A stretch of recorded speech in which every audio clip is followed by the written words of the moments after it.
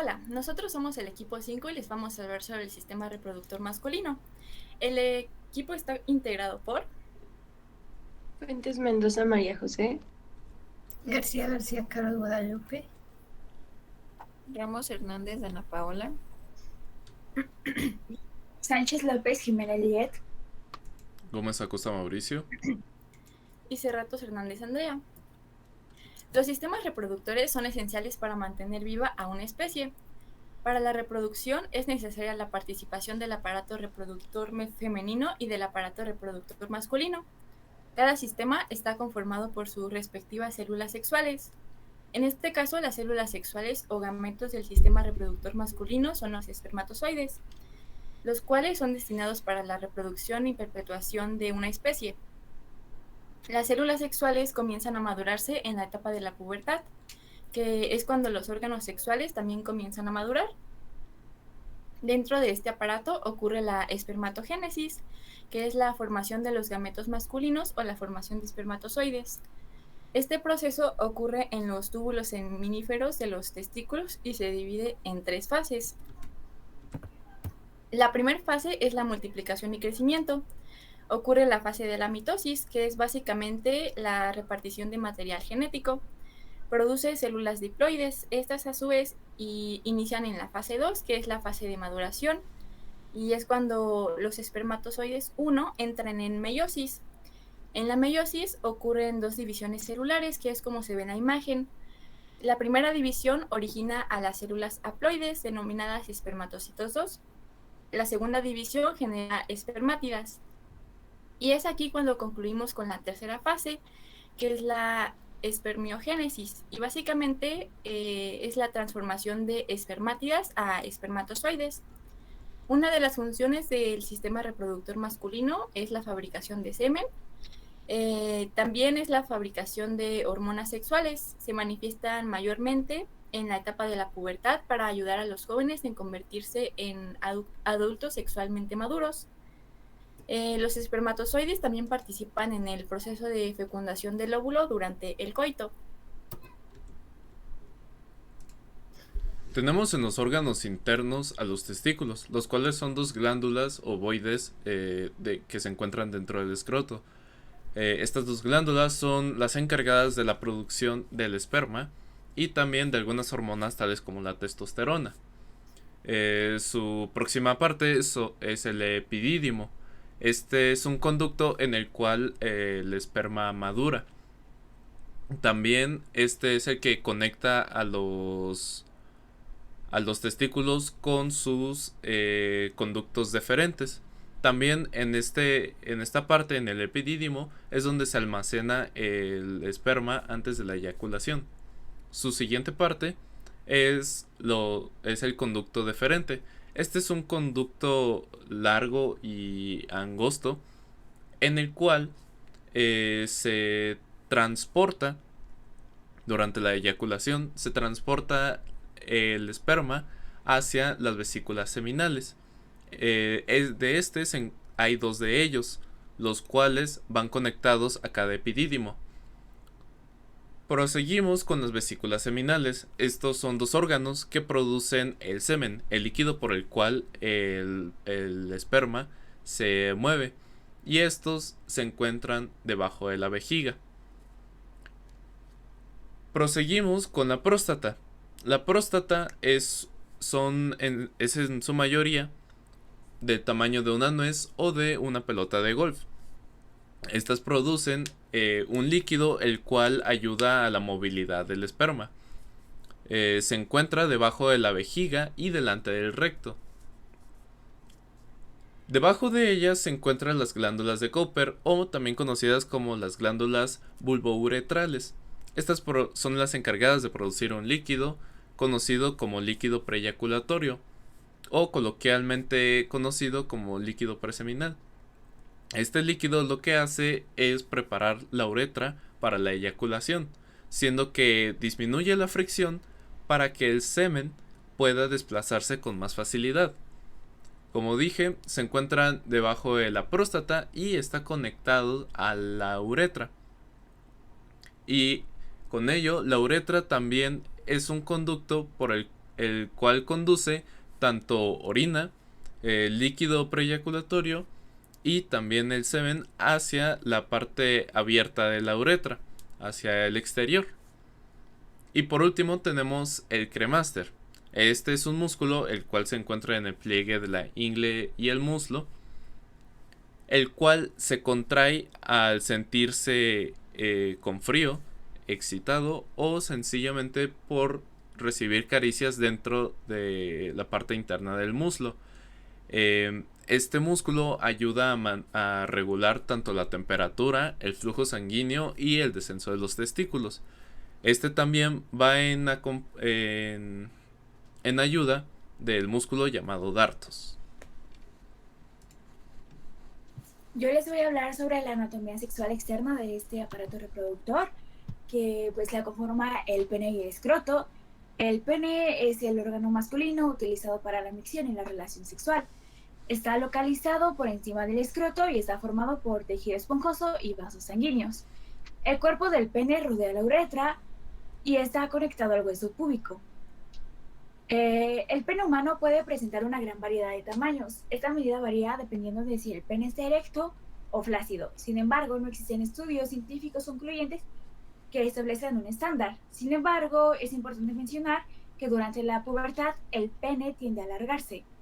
La capacidad para eyacular comienza en la pubertad hacia los 2 o 14 años de edad. Como saben, la eyaculación es la secreción de un líquido que contiene espermatozoides desde el pene durante un orgasmo.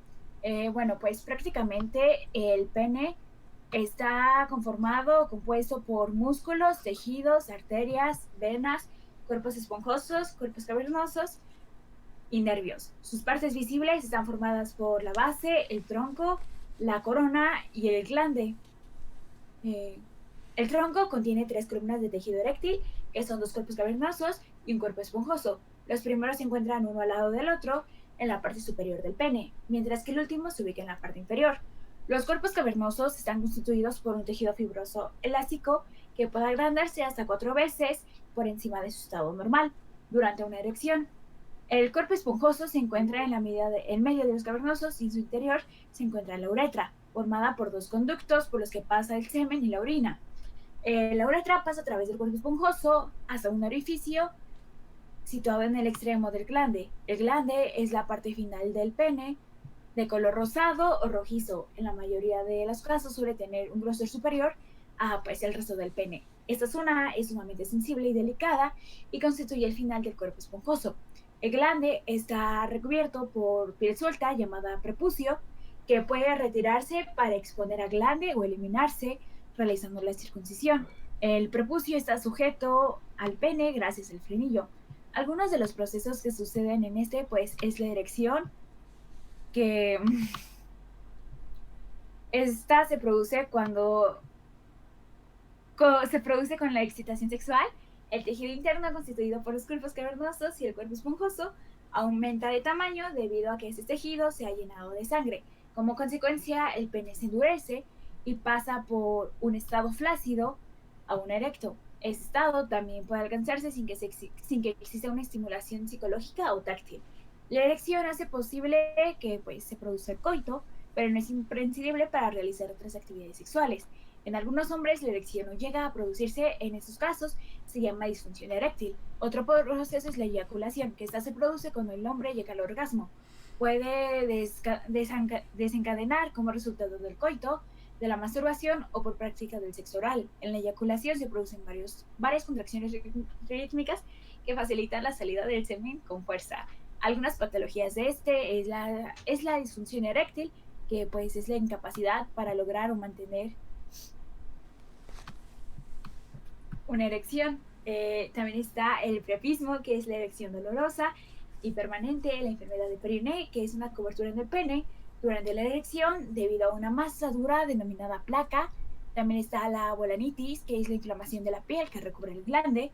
Esta patología se produce con mayor frecuencia en niños o en personas de edad madura o ya mayores. También está el cáncer del pene, que aunque ese cáncer no es muy común, tiene una alta tasa de curación si los detectas rápidamente.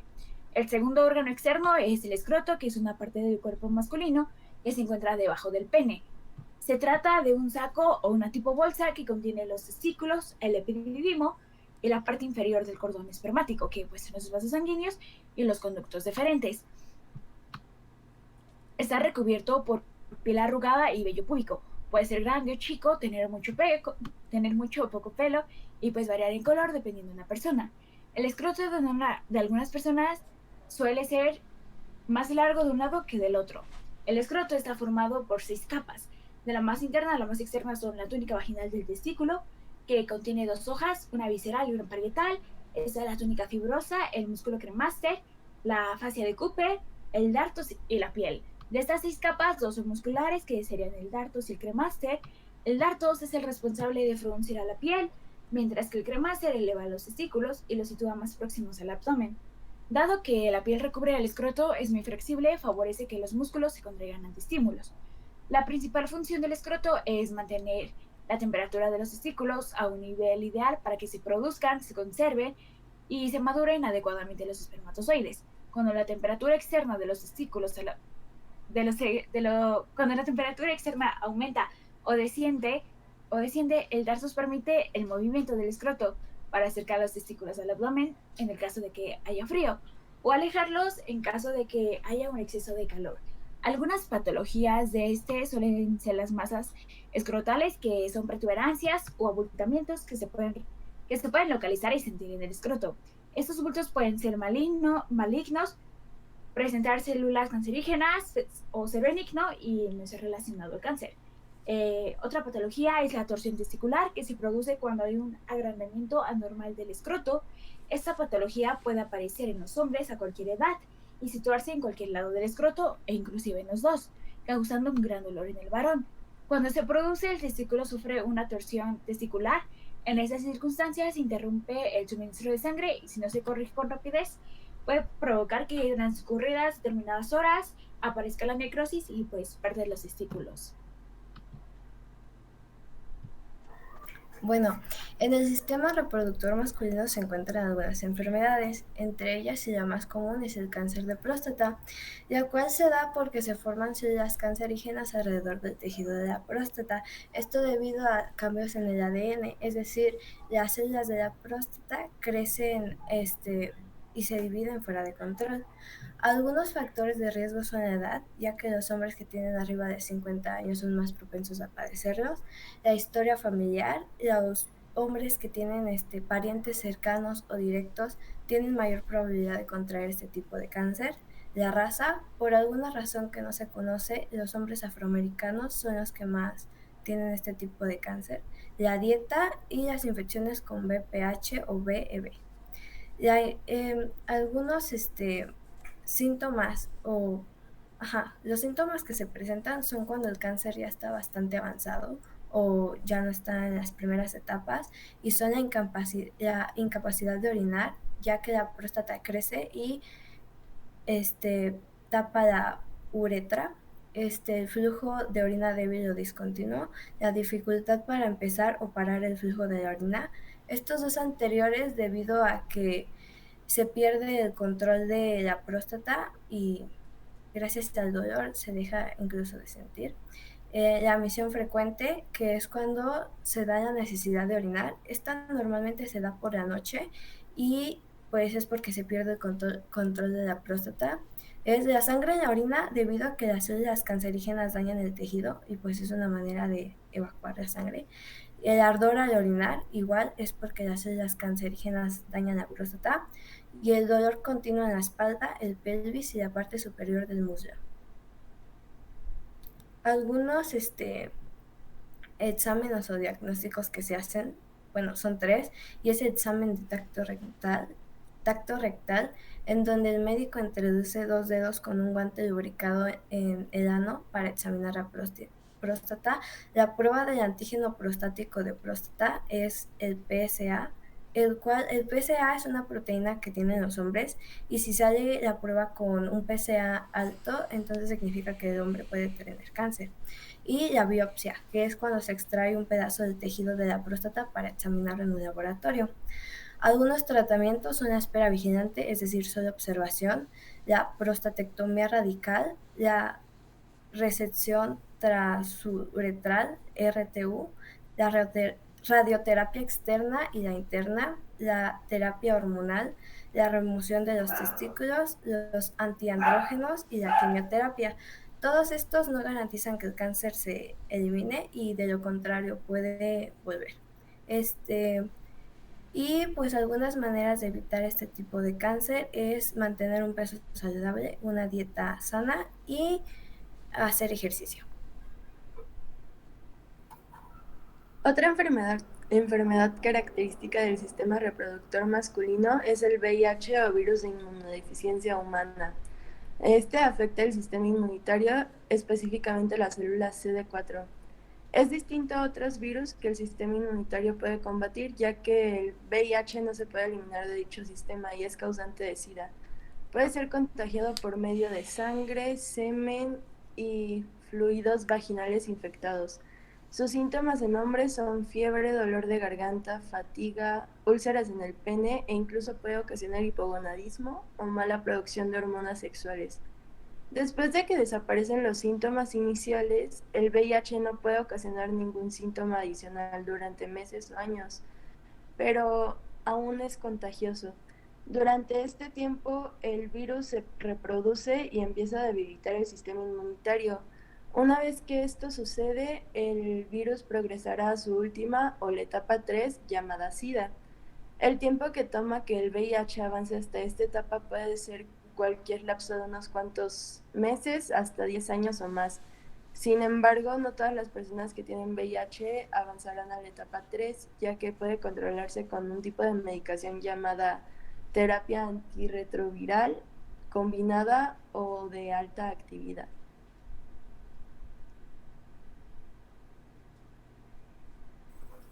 Otra enfermedad del sistema reproductor masculino es la gonorrea y es una enfermedad de transmisión sexual causada por una bacteria, la cual se encuentra dentro de la mucosa del cuerpo como en los sistemas reproductores. Esta se contrae mediante el coito, contacto con ojos, pene, garganta y ano. Sus síntomas, es muy común que no se presenten síntomas, y estos, en dado caso de que se llegaran a presentar, se presentan durante la semana posterior a donde se contrajo la enfermedad o inclusive tienen un plazo de hasta 30 días. Los síntomas incluyen, en el caso del pene, ardor o inflamación al orinar, hinchazón en los testículos, ya sea que se secrete un flujo de color amarillo, verde o blanco, y en el caso del ano es ardor o picazón alrededor de la zona, dolor al defecar, sangrado y también se puede secretar un flujo. Las consecuencias de esta enfermedad, si no se llegan a tratar, podrían obstruir los conductos de los testículos, provocando una infección, al igual que en los órganos internos de puede provocar problemas en la piel, artritis o inclusive la misma se puede propagar por el cuerpo a través de la sangre. El tratamiento. Algunas cepas son resistibles al tratamiento o los medicamentos que se garantizan durante el diagnóstico de la enfermedad. Sin embargo, la mayoría de ellas tienen cura y pueden tratarse con antibióticos. El diagnóstico es mediante una prueba de orina o introduciendo un hisopo para extraer muestras y así poder analizarlas para un mejor control de esta enfermedad. Y por último, los métodos de prevención. El más natural es abstenerse de tener relaciones sexuales y en dado caso de que no sea así, pues tenerlas con responsabilidad utilizando preservativo o limitar también el número de parejas con las que se tiene para que no sea una cadena de infecciones y pues acudir de manera rutinaria al médico para un chequeo o en dado caso de que se tengan sospechas de esta enfermedad, pues para un mayor control y que no pase a mayores. Nosotros, el equipo 5, les agradecemos su atención. Ojalá les haya agradado nuestra presentación sobre el sistema reproductor masculino. Y eso es todo.